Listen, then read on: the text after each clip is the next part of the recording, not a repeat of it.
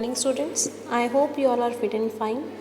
So today we will be starting our chapter sets, SETS sets. So sets पढ़ने से पहले हमें पता होना चाहिए कि what is a set actually. Fine. A set is a well defined collection of objects.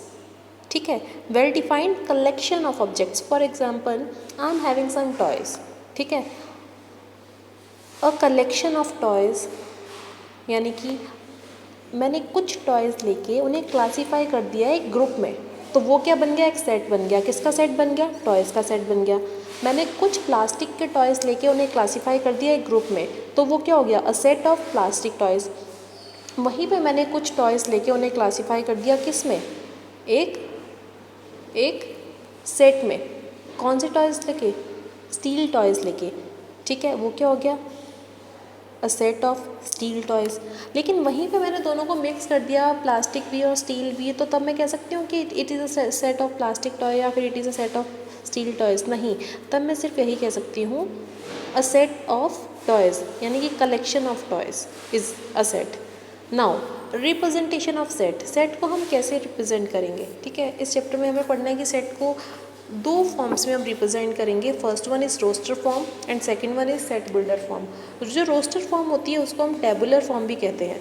ठीक है, तो क्वेश्चंस आपके किस तरीके से आते हैं कि आपको क्वेश्चन दिया होगा रोस्टर फॉर्म में, आपको उसे कन्वर्ट करना होगा सेट बिल्डर में, और अगर सेट बिल्डर में दिया है तो रोस्टर में, या फिर लिखा होगा टेबुलर फॉर्म में. अब ये होती क्या है दोनों, रोस्टर और tabular form. In the roster form, we list all the members of the set within braces. जितने भी members होते हैं ना सेट के, उसे हम braces में यानी ब्रैकेट्स में रखते हैं and separate by commas. For example मैंने लिए हैं all the natural numbers till 10. तो मैं कैसे करूँगी, 1, 2, 3, 4, 5 अप टू 10 तक, और उन सबको किस में डाल दूँगी, ब्रैकेट में डाल दूँगी. ठीक है, ऐसे ही अगर मैं होल नंबर्स लेती हूँ अप टू 5, तो 0, 1, 2, 3, 4, 5 उनको डाल दूँगी, ब्रैकेट में डाल दूँगी. वो रोस्टर फॉर्म हो गया. अगर मैं लेती हूँ मल्टीपल्स ऑफ 2 अप टू 6, तो देन 2, 4, 6 ने ब्रैकेट्स में डाल दिया, तो ये कौन सी फॉर्म हो गई, ये हो गई आपकी roster form. Now what is set builder form. Set builder form, in this form we list the property और प्रॉपर्टीज़. हम प्रॉपर्टीज़ बताते हैं, जैसे मैं बता रही हूँ ना कि मल्टीपल्स ऑफ 2, तो प्रॉपर्टी क्या हो गई, मल्टीपल्स ऑफ 2. जैसे मैं नेचुरल नंबर बता रही हूँ ना, तो वो प्रॉपर्टी हो गई. होल नंबर बता रही हूँ तो वो प्रॉपर्टी हो गई. ठीक है, उसे हम कहते हैं set builder form. Now the next one is empty sets. Empty set से आप क्या समझते हैं, a set which does not contain any element. Exactly जैसा कि नाम में ही पता है, नाम में ही डिपिक्ट हो रहा है कि वो सेट जो किसी एलिमेंट को कंटेन ही नहीं करेगा, that is known as what, empty set. और द वॉइड, वॉइड मतलब कहते हैं हॉलो प्लेस, खाली जगह. ठीक है, हॉलो स्पेस जिसे कहते हैं.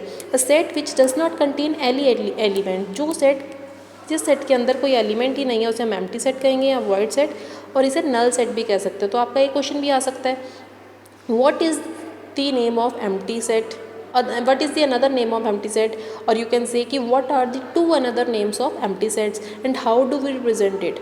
हम उसे कैसे डिनोट करते हैं, सिंपल ब्रैकेट्स और ब्रैकेट के अंदर कुछ भी नहीं है, या फिर नल. ये आपको साइन दिख रहा है, ये वाला, ये जो एनसर्कल करके बीच से ऐसे वर्टिकल लाइन खींचा, इसे फाई कहते हैं. क्या कहते हैं, फाई. ठीक है, सिंबल का नाम. तो नल सेट को ऐसे भी रिप्रेजेंट करते हैं. Now next is singleton set. A set consist of a single element. ठीक है, सपोज एक सेट है, जैसे मैंने ब्रेसिस में सिर्फ किसे लिखा है, 5 को लिखा है, एक ही नंबर लिखा है, दैट इज सिंगलटॉन सेट. एक ही टर्म लिखा है जनवरी, दैट इज सिंगलटॉन सेट. सिर्फ एक टर्म होगा, एक से ज़्यादा टर्म नहीं होगा. Now next is finite and infinite set. A set which consist of a finite number of elements. वो सेट जो कि फाइनाइट नंबर ऑफ एलिमेंट्स का बना हुआ है उसे फाइनाइट सेट कहेंगे. अदरवाइज सेट को हम क्या कहेंगे, इनफाइनाइट सेट. अब देखिए फाइनाइट सेट क्या होगा, जैसे मैंने बोला था अभी थोड़ी देर पहले कि नेचुरल नंबर्स अप टू 10, हमें पता है कि 10 इज़ द लास्ट टर्म, 10 के बाद कुछ नहीं आएगा. मैंने कहा a set of natural numbers. अब लास्ट नेचुरल नंबर क्या है, वो तो अनगिनत है.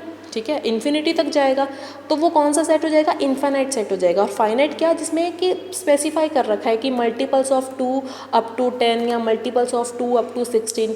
ठीक है, तो ये हो गया आपका फाइनाइट सेट. और जिसमें बोल रखा है सिंपल कि मल्टीपल्स ऑफ 2 अप टू, तो कितने सारों से मल्टीप्लाई हो जाएगा. ठीक है, तो लास्ट टर्म हमें पता है, नहीं पता है, तो वो इनफाइनाइट सेट हो गया. Next is equal sets. Equal set किसे कहते हैं, two sets A and B are set to be equal. बेटा वो 6 नहीं, बी है. ठीक है, Two sets A and B are said to be equal if every element of A is also an element of B or vice versa. That is two equal sets will have exactly the same element. देखिए बहुत important है कि दो sets को हम equal तब कहेंगे कि जो एलिमेंट सेट ए में है वही एलिमेंट सेट बी में भी होने चाहिए. ठीक है, जो एलिमेंट्स सेट ए में हैं वही एलिमेंट सेट बी में भी होने चाहिए. फॉर एग्जांपल ए में मैंने क्या किया है, नेचुरल नंबर्स अप टू 10. आपको पता है 1 से लेकर 10 तक के सारे नंबर्स होंगे. ब्रैकेट ओपन 1 2 3 4 5 6 7 8 9 10 ब्रैकेट क्लोज और सबके बीच में कॉमा होगा. वही मैंने कहा दूसरा सेट, ये कौन सा था, सेट ए था, natural numbers up to 10. Suppose मैंने सेकंड बोला है, सेकंड सेट है हमारा बी और उसमें क्या है, all the whole numbers up to 10 except 0. हैं तो सारे होल नंबर्स और 10 तक हैं, लेकिन उसमें 0 नहीं है. आपको पता है होल नंबर्स क्या होते हैं, 0 से स्टार्ट होते हैं. तो 0 1 2 3 4 5 6 7 8 9 10. अब 0 तो उसमें है ही नहीं, तो 1 से लेकर 10 तक तो वो क्या हो जाएगा, सेट ए सेट बी के इक्वल हो जाएगा. और ये क्या है आपका, सेट ए किसके इक्वल हो जाएगा, सेट बी के इक्वल हो जाएगा.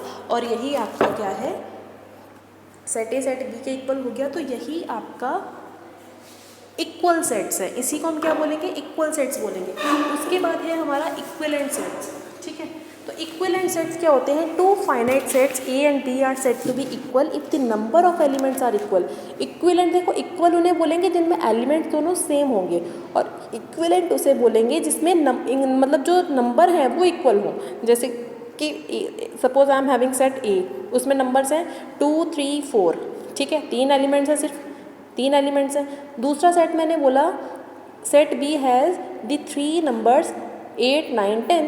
अब उसमें तो 2 3 4 थे, इसमें 8 9 10 है, लेकिन एलिमेंट्स तो इक्वल हैं. उसमें भी 3 थे, इसमें भी 3 थे.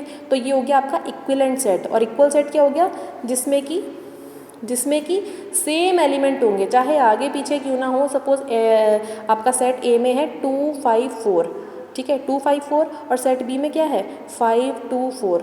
एलिमेंट्स तो सेम है ना, तो वो होगा इक्वल सेट्स, और जिसमें नंबर ऑफ एलिमेंट सेम होंगे. ठीक है, नंबर सेम होगा, नंबर एलिमेंट सेम हो ना हो उसे कहते हैं equivalent set. Okay, so that's all for today.